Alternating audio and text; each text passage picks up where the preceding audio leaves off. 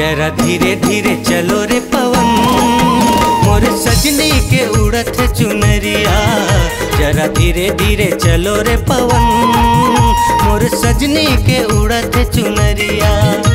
चुनर लहराए गोरी हंस मुस्काए, चुनर लहराए गोरी हंस मुस्काए, अब चढ़ती है बाली उमरिया। जरा धीरे धीरे, जरा धीरे धीरे चलो रे पवन, मोर सजनी के उड़त चुनरिया। जरा धीरे धीरे चलो रे पवन, मोर सजनी के उड़त चुनरिया।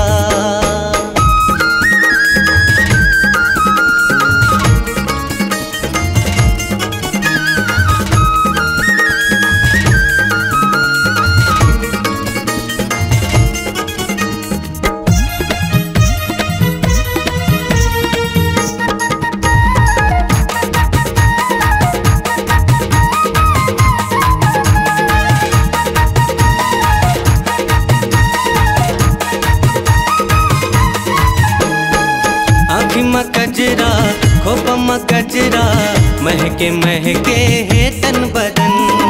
तितली बन के उड़ते फिरते, शोर मचावत है मधुबन।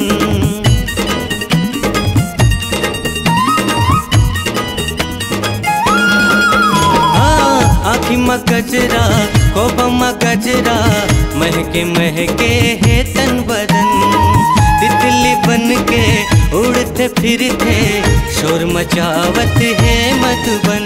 रिसा झन जाए गोरी बड़ा इतराए, रिसा झन जाए गोरी बड़ा इतराए, संग चलना है प्रेम डगरिया।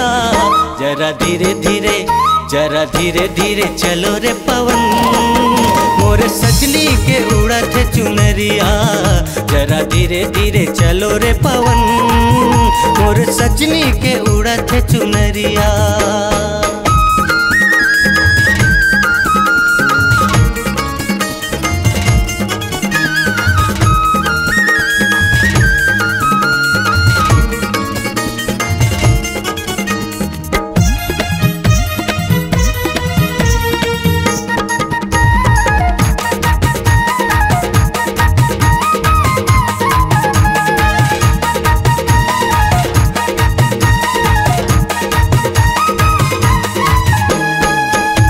गुलाबी अप्सरा है, चाल गजब मत वाली है ना। आए उतर के जैसे सरग ले, गोरी नारी दिल वाली है ना।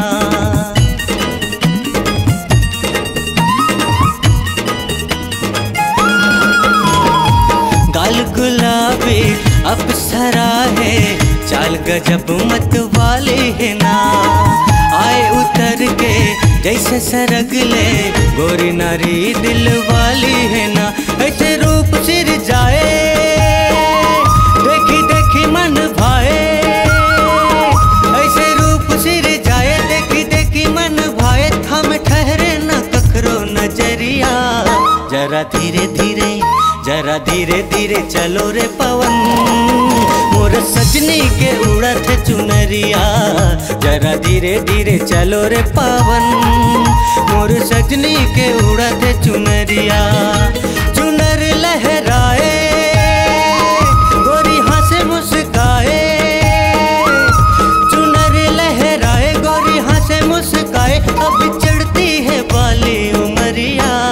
जरा धीरे धीरे, जरा धीरे धीरे चलो रे पवन, मोर सजनी के उड़त चुनरिया। जरा धीरे धीरे चलो रे पवन, मोर सजनी के उड़त चुनरिया।